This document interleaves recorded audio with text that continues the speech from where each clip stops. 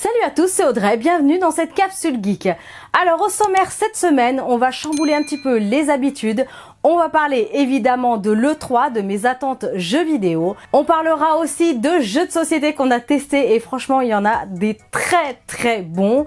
Bien sûr on aura un petit bonus à la fin de la vidéo, mais voilà, pour cette semaine le programme va être un petit peu raccourci.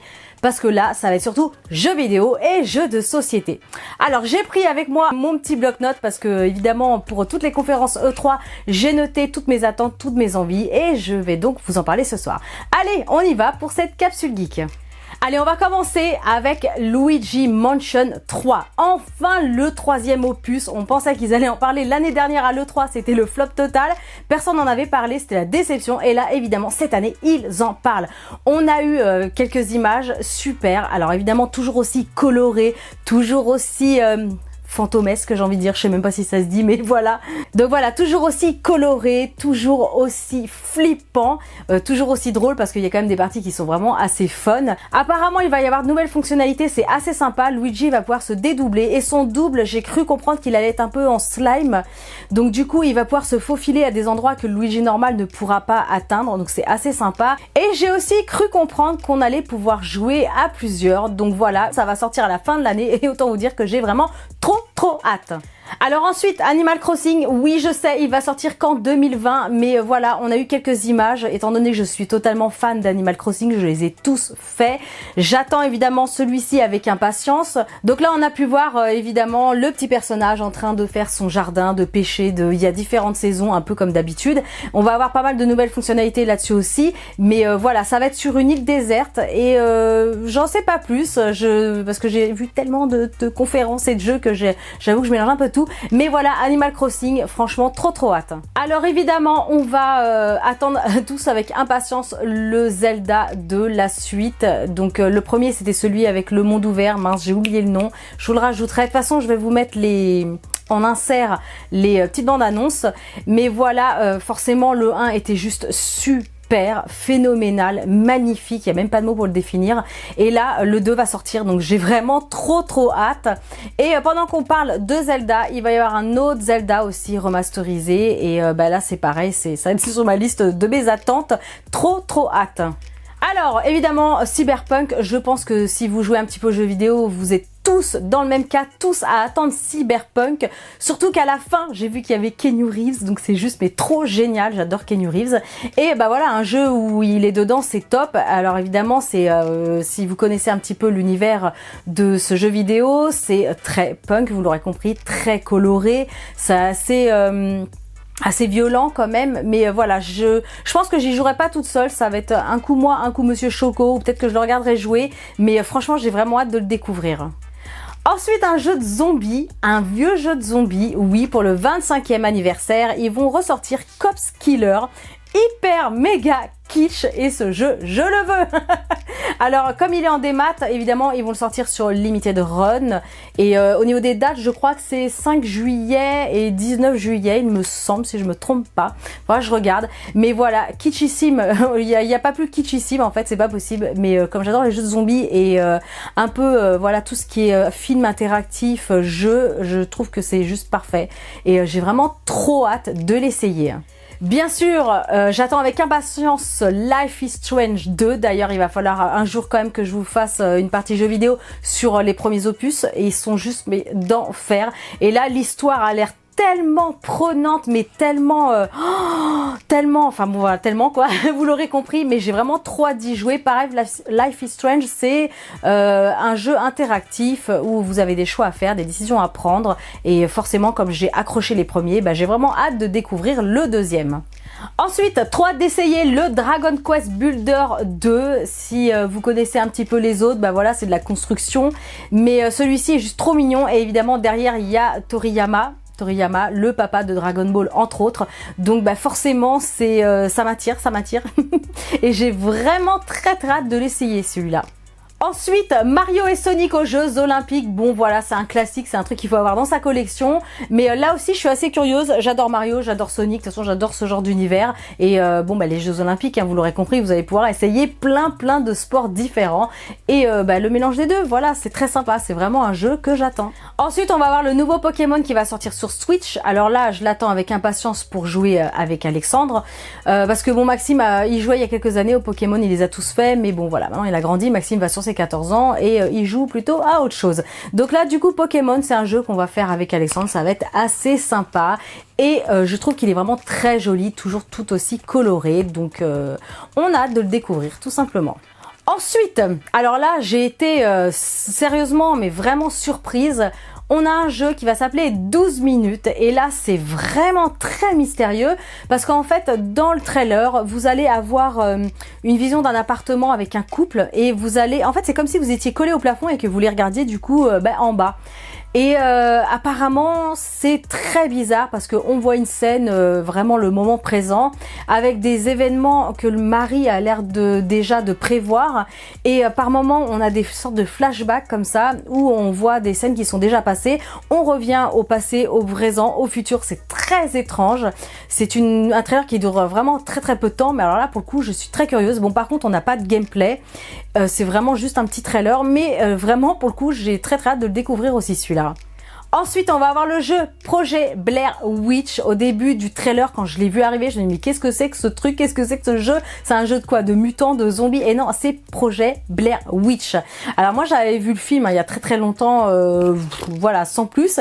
Mais alors là, le jeu a l'air tellement flippant et angoissant. Encore une fois, Monsieur Choco sera sur le coup. Je pense qu'on le fera tous les deux parce que les trucs qui font trop peur, j'ai assez de mal. Donc voilà, Projet Blair Witch, ouais, vraiment quelque chose que j'ai envie de voir. Ensuite, on a le Super El Hero. Là, on incarne un jeune Mexicain, un tout petit, qui apparemment doit vraiment se cacher. Donc il se balade dans la cité, il doit fuir et il se cache sans arrêt. Il avance, il se cache. Là, pareil, je crois qu'on n'a pas trop de gameplay. Je ne sais plus, à vrai dire, je ne vais pas dire de bêtises, mais voilà, c'est tellement coloré, l'ambiance est tellement chouette, c'est vraiment une curiosité. Voilà, El Hero, c'est quelque chose que, ouais, très curieuse de voir ce que ça peut donner. Ensuite, j'ai noté Ghostwire Tokyo. Alors là, aucun gameplay, c'est vraiment même quelque chose qui va sortir et encore en projet, je crois, sur 2020. Et en fait, c'est très étrange. On voit donc, on se balade à Tokyo et les personnages disparaissent au fur et à mesure. Ils disparaissent complètement en fumée. Boum, les vêtements tombent au sol. Donc c'est très étrange, très glauque, très angoissant. Et on voit des sortes de démons. C'est étrange et du coup, voilà, ça a l'air joli. Alors là, il n'y a pas de gameplay encore une fois, mais vraiment, c'est quelque chose qui m'attire du coup. Ensuite, le Ni no Kuni version remasterisée. Voilà, j'avais commencé à jouer au premier, j'en suis presque à la fin. Très joli, si vous aimez forcément l'univers un petit peu Ghibli, bah ce jeu va vous plaire forcément.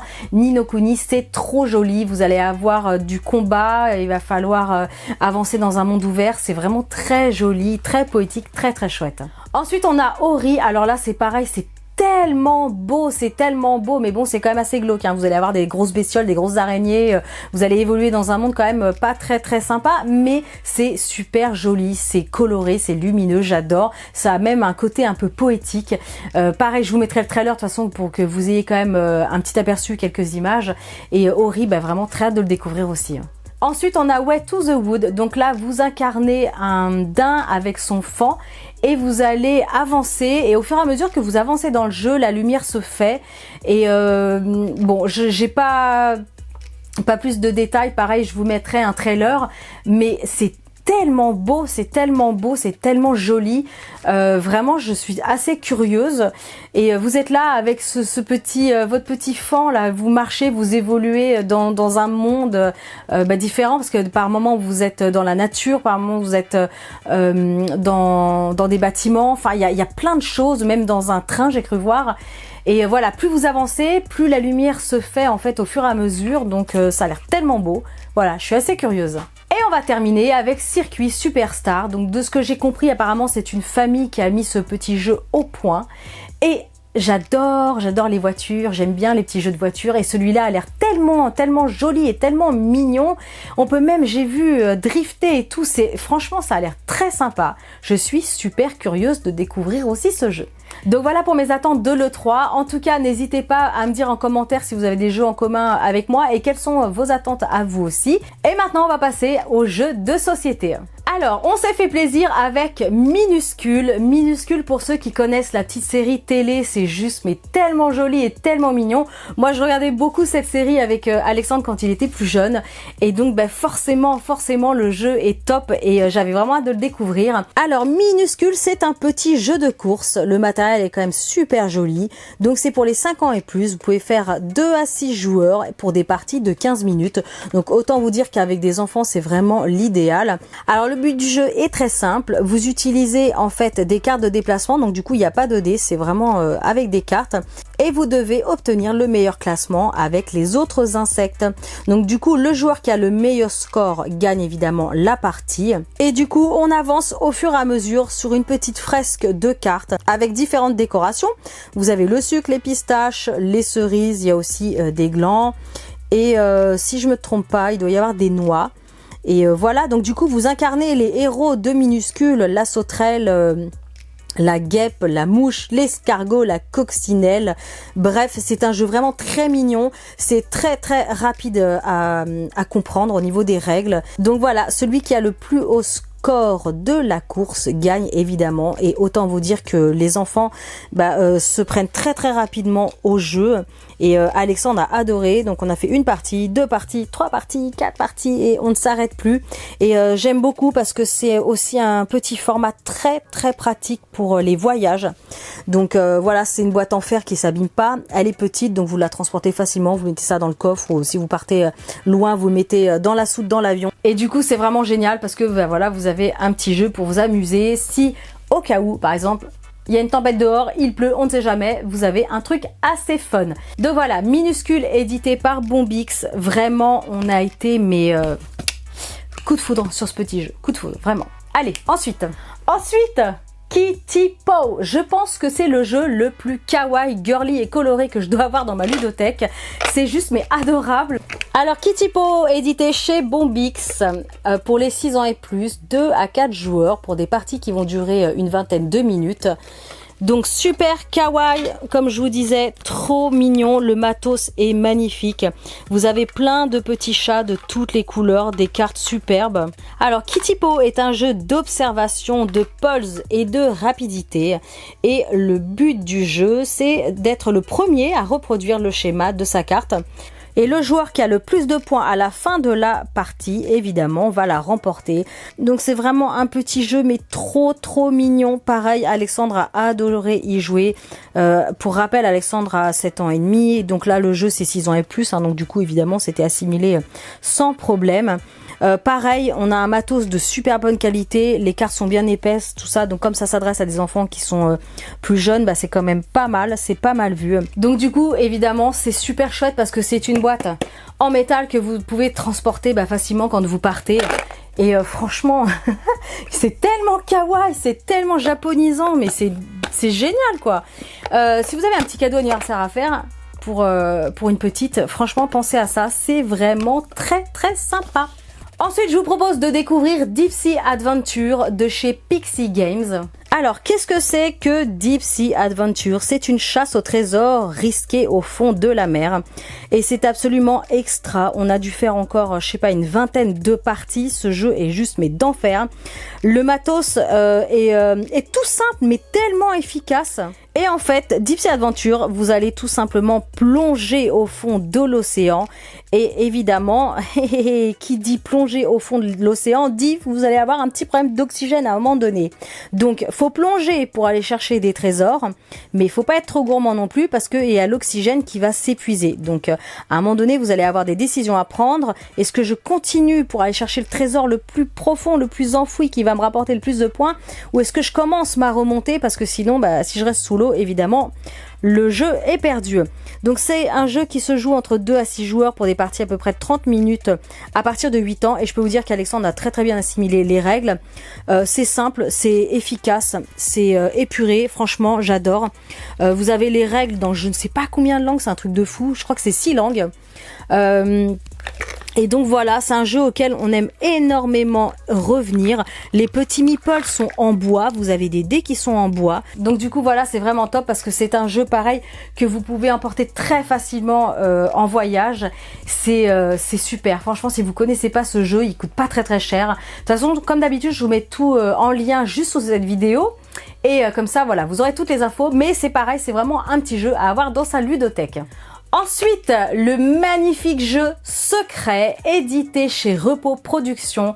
Le matériel est juste incroyable. Alors Secret, c'est pour 4 à 8 joueurs pour des parties d'à peu près 20 minutes pour 10 ans et plus. Dans un premier temps, je vais vous montrer le matériel. Alors c'est juste mais hallucinant la qualité rien que de ces jetons là.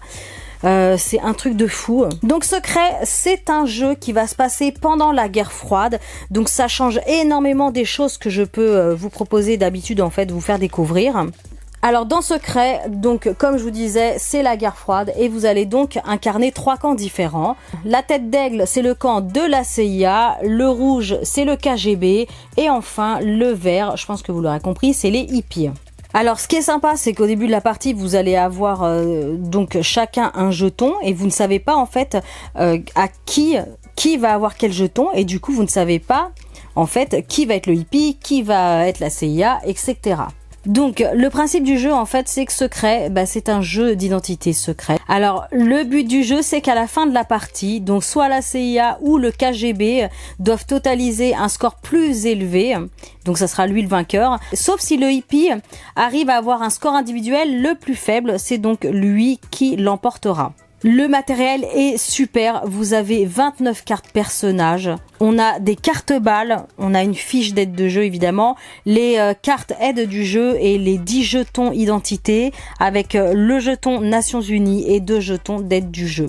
Donc sur une carte, par exemple, je vais prendre la scientifique, vous avez écrit le nom en fait dans quel domaine, le chiffre c'est donc la valeur, le nombre d'exemplaires est indiqué en bas à droite de la carte et l'effet immédiat donc que la carte va faire, c'est tout ce qui est écrit à cet endroit-là. Donc dans Secret, c'est un jeu où vous allez devoir en fait deviner quels sont vos partenaires et qui sont vos adversaires. Alors au début pas évident du tout et c'est vraiment 10 ans, pas en dessous, c'est pas la peine de jouer avec les plus petits. Par contre, avec une bonne bande de copains, une fois que c'est rodé, vous avez fait au moins 2-3 parties, c'est d'enfer. Et le matos est tellement joli que c'est vraiment, pour le coup, c'est très agréable de jouer à ce jeu. Et puis le domaine, quoi, ça change. C'est super. Franchement, un petit jeu à découvrir, pareil, n'hésitez pas à l'avoir dans votre ludothèque. Ensuite, toujours chez Repos Productions, le superbe jeu When I Dream. Et là, je vous emmène dans un monde onirique. Alors, When I Dream, c'est pour les 8 ans et plus, de 4 à 10 joueurs, pour des parties qui vont durer à peu près 30 minutes. Le matos est juste sublime.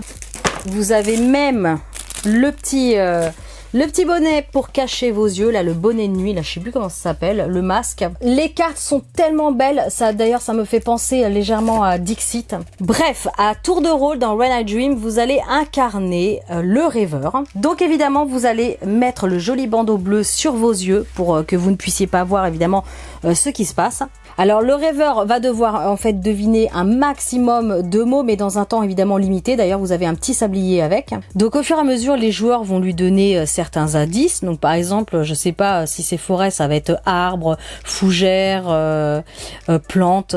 Alors à tout moment, le rêveur, évidemment, a le droit de faire une proposition s'il pense avoir découvert le mot. Alors vous avez 2 côtés, donc si le rêveur réussit, vous allez mettre du côté où il y a la petite fée jaune, et si le rêveur rate, ça va être le petit côté cauchemar. On continue, on fait ça ainsi de suite. Alors une fois que le sablier a terminé d'être écoulé, la manche est terminée et vous allez donc compter les points, donc autant de cartes que de points, donc du côté évidemment de la petite fée jaune. Alors la partie que j'adore dans ce jeu, et là je trouve génial parce que ça force les enfants vraiment à parler, à raconter des histoires et à avoir de l'imagination, il peut suite à cette manche avoir un bonus de 2 points s'il arrive à raconter son rêve, donc du coup à raconter une histoire onirique en utilisant tous les mots donc qu'on aura mis en fait dans les cartes. Et s'il y arrive, il aura un bonus de 2 points. Et ça, cette partie-là, je la trouve vraiment extraordinaire parce que ça peut vous donner des choses incroyables quand vous jouez avec des plus jeunes. Alors évidemment, il va y avoir quelques petites pièges parce qu'en fait, il va y avoir 3 factions. Il va y avoir les fées qui sont du côté du rêveur. Vous avez ensuite les croque-mitaines, donc là, c'est dans la partie cauchemar.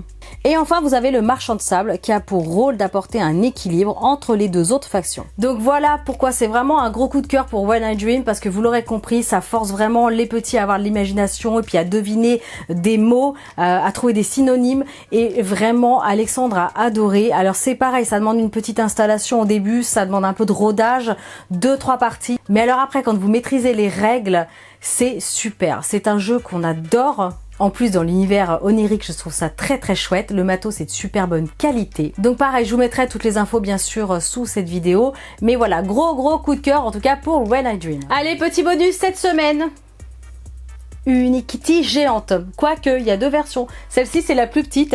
Je vais vous montrer ça de plus près. C'est une petite LED, donc Lego Unikitty, vous aurez compris. J'ai trouvé ça sur Amazon.